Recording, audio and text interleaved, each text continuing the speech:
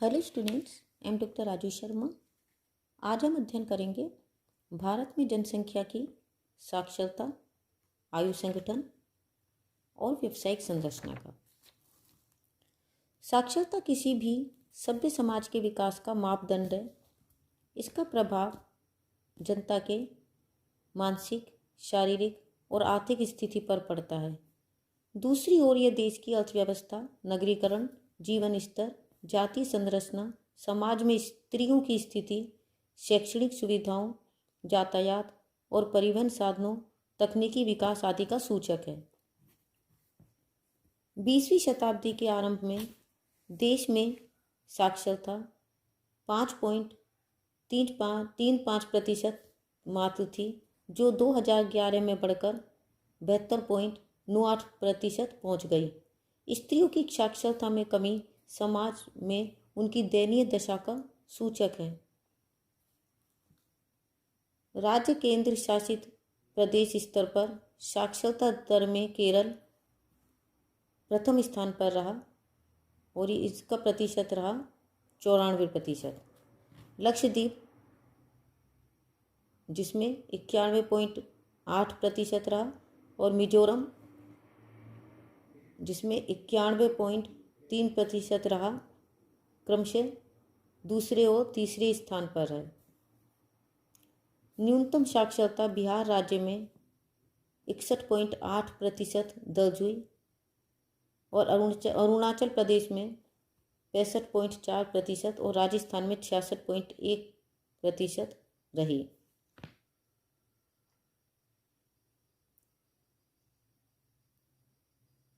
न्यूनतम साक्षरता वाले इन राज्यों के अतिरिक्त कम साक्षरता जम्मू कश्मीर, आंध्र प्रदेश, छत्तीसगढ़, उत्तर प्रदेश, झारखंड, अरुणाचल प्रदेश, असम राज्यों में दर्ज की गई।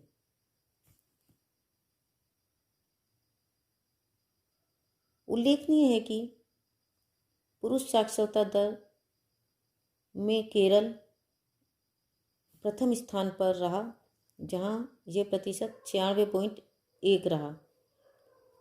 लक्षद्वीप में 95.6% रहा और ये द्वितीय स्थान पर रहा। न्यूनतम पुरुष साक्षरता बिहार में दर्ज की गई। यहाँ प्रतिशत 71.2% रहा। अरुणाचल प्रदेश में ये प्रतिशत 72.6% दर्ज हुआ। राष्ट्रीय औसत से कम पुरुष साक्षरता दर मध्य प्रदेश, असम, मेघालय, अरुणाचल प्रदेश, आंध्र प्रदेश में रही।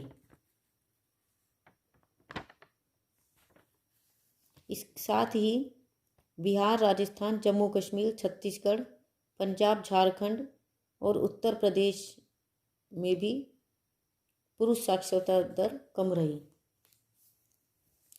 सर्वोच्च महिला साक्षरता केरल में दर्ज की गई, जो कि 92.1% थी। राजस्थान में 52.1% और बिहार में 51.5% रही, जो कि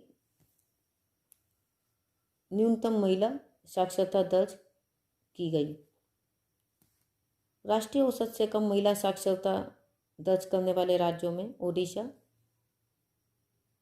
छत्तीसगढ़, मध्य प्रदेश, आंध्र प्रदेश, अरुणाचल प्रदेश, उत्तर प्रदेश, जम्मू कश्मीर, झारखंड, बिहार और राजस्थान हैं। जनसंख्या के आयु संगठन के अध्ययन से श्रम शक्ति, आश्रित जनसंख्या, दीर्घायु आदि के बारे में जानकारी मिलती है। आयु संगठन की दृष्टि से जनसंख्या को 3 प्रमुख वर्गों में रखा जाता है। किशोर वर्ग, जिसमें 15 से कम आयु वाली जनसंख्या आती है। प्रौढ़, जिसमें 15 से 59 वर्ष की आयु, और वृद्ध, जिसमें 60 वर्ष से अधिक आयु वाली जनसंख्या आती है। इनमें प्रौढ़ वर्ग की उनमें प्रौढ़ वर्ग को श्रमजीवी वर्ग भी कहा जाता है। 2011 की जनगणना के अनुसार देश की 29.5% जनसंख्या किशोर वर्ग, 62.5% प्रौढ़ और 8.0% वृद्ध वर्ग में समाहित है।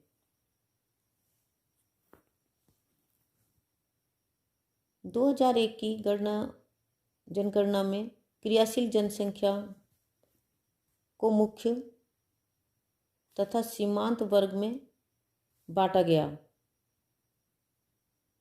मुख्य कार्यकर्ताओं को 4 वर्गों में रखा गया।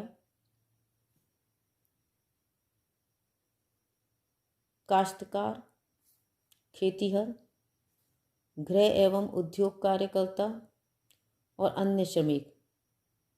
2001 में देश की 36.8% जनसंख्या विभिन्न कार्यों में संलग्न थी। 51.6% पुरुष और केवल 14% स्त्रियां ही कार्य में संलग्न हैं। जनसंख्या की व्यावसायिक संरचना से यह स्पष्ट होता है कि देश की 2/3 कार्यशील आबादी प्राथमिक कार्यों में जैसे कृषि, पशुपालन आदि में लगी हुई है। कुल कार्यशील जनसंख्या 38.8% कृषक, 26.1% खेती और मजदूर, 3.6% घरेलू उद्योगों और 31.5% अन्य कार्यों में जैसे विनिर्माण उद्योग, परिवहन, वाणिज्य आदि सेवाओं में लगे हैं। 2011 में कुल जनसंख्या का 39.79% भाग कार्यकारी जनसंख्या था। हिमाचल प्रदेश तथा सिक्किम में यह सर्वाधिक था,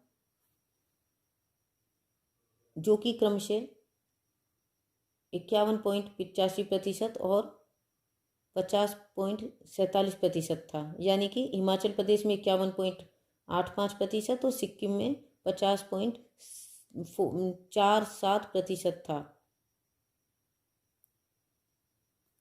उत्तर प्रदेश में यह न्यूनतम था, जो था 32.94%।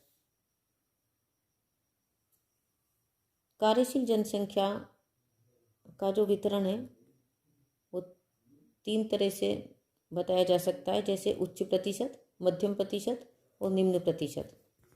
उच्च प्रतिशत में 45% से अधिक आता है, जिसके अंतर्गत हिमाचल प्रदेश, सिक्किम, नागालैंड, मणिपुर, आंध्र प्रदेश, तमिलनाडु, छत्तीसगढ़, दमन व दीव, दादरा नगर हवेली हैं।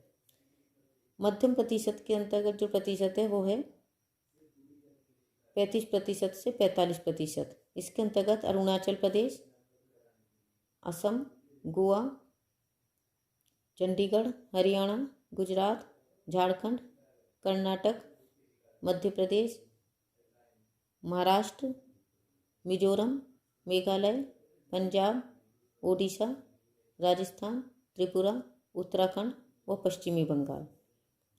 निम्न प्रतिशत के अंतर्गत जो प्रतिशत है वो है 35% से कम। इसके अंतर्गत आते हैं बिहार, उत्तर प्रदेश, जम्मू कश्मीर, केरल, लक्षद्वीप और दिल्ली। देश में जो कृषक जनसंख्या है उसका जो वितरण है वो 3 प्रकार से बताया जा सकता है, जैसे उच्च प्रतिशत, मध्यम प्रतिशत और निम्न प्रतिशत। उच्च प्रतिशत के अंतर्गत 50% से अधिक प्रतिशत आता है। इसमें अरुणाचल प्रदेश, असम, हिमाचल प्रदेश, मध्य प्रदेश, मणिपुर, मेघालय, मिजोरम, नागालैंड, राजस्थान, सिक्किम, उत्तर प्रदेश, दादरा और नगर हवेली आते हैं। मध्यम प्रतिशत के अंतर्गत 30% से 50% तक आता है। इसके अंतर्गत बिहार, ओडिशा, हरियाणा, त्रिपुरा, गुजरात, कर्नाटक, महाराष्ट्र और पंजाब आते हैं। निम्न प्रतिशत के अंतर्गत है 30% से कम। इसके अंतर्गत आंध्र प्रदेश, गोवा, केरल, तमिलनाडु, पश्चिमी बंगाल, अंडमान निकोबार द्वीप, चंडीगढ़, दमन, दीव, पुदुचेरी, दिल्ली।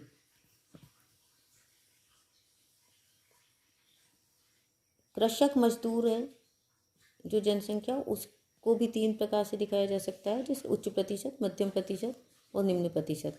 इसके अंतर्गत उच्च प्रतिशत में 25% से अधिक प्रतिशत वालों को शामिल किया गया। इसमें आंध्र प्रदेश, बिहार, तमिलनाडु, कर्नाटक, ओडिशा, महाराष्ट्र, केरल, पुदुचेरी आते हैं। मध्यम प्रतिशत में 10 प्रतिशत से 25% तक आता है। इसके अंतर्गत गुजरात, मध्य प्रदेश, पंजाब, त्रिपुरा, राजस्थान, हरियाणा, मेघालय, उत्तर प्रदेश, पश्चिमी बंगाल, दादरा और नगर हवेली आते हैं। निम्न प्रतिशत के अंतर्गत 10% से कम प्रतिशत है। इसके अंतर्गत अरुणाचल प्रदेश, गोवा, हिमाचल प्रदेश, मणिपुर, मिजोरम, नागालैंड, सिक्किम, दिल्ली, दमन व दीव, चंडीगढ़, अंडमान और निकोबार द्वीप आते हैं। घरेलू उद्योग जो श्रमिक हैं उनका जो वितरण है वो 2 प्रकार से दिखाया जा सकता है, उच्च प्रतिशत और निम्न प्रतिशत। उच्च प्रतिशत में 5% से अधिक प्रतिशत आता है। इसमें आंध्र प्रदेश, मणिपुर, पश्चिमी बंगाल, अंडमान और निकोबार द्वीप समूह और लक्षद्वीप आते हैं। निम्न प्रतिशत के अंतर्गत 3% से कम को शामिल किया गया है, जिसके अंतर्गत अरुणाचल प्रदेश, असम, बिहार, राजस्थान, पंजाब, गुजरात, हिमाचल प्रदेश, कर्नाटक, त्रिपुरा, मेघालय, मिजोरम, नागालैंड, दादरा और नगर हवेली, दमन व दीव, पुदुचेरी, चंडीगढ़ और सिक्किम आदि आते हैं। और अन्य श्रमिक जो जनसंख्या है व्यावसायिक संरचना के आधार पर उसे 3 प्रकार से दिखाया जा सकता है, उच्च प्रतिशत, मध्यम प्रतिशत और निम्न प्रतिशत। उच्च प्रतिशत में 50% से अधिक आता है। इसमें गोवा, केरल और सभी संघ शासित राज्य, जिसके अंतर्गत दादरा और नगर हवेली के अतिरिक्त। मध्यम प्रतिशत में 30% से 50% तक आता है, जिसमें अरुणाचल प्रदेश, असम, गुजरात, हरियाणा, कर्नाटक, महाराष्ट्र, मिजोरम, पंजाब, सिक्किम, त्रिपुरा, तमिलनाडु और पश्चिमी बंगाल आते हैं। निम्न प्रतिशत के अंतर्गत 30% से कम आता है। इसके अंतर्गत आंध्र प्रदेश, बिहार, हिमाचल प्रदेश, मध्य प्रदेश, मणिपुर, मेघालय, नागालैंड, ओडिशा, राजस्थान, उत्तर प्रदेश, दादरा और नगर हवेली आते हैं। तो बच्चों, इस प्रकार से आज हमने भारत की जनसंख्या की साक्षरता, आयु संगठन और व्यावसायिक संरचना का अध्ययन किया। आज के लिए बस इतना ही। Thank you.